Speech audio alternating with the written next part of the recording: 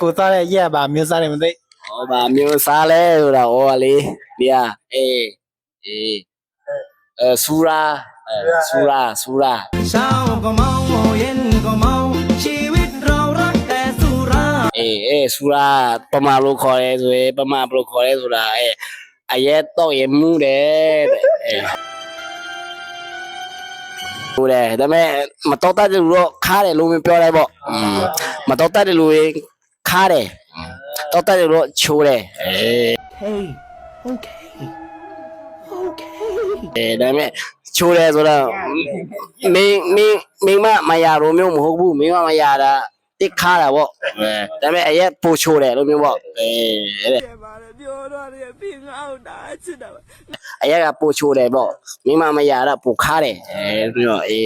မလာတော့နဲ့ရနေမျိုးလေးချက်တွေပြေးထားချင်လို့ချလိုက်ပြီ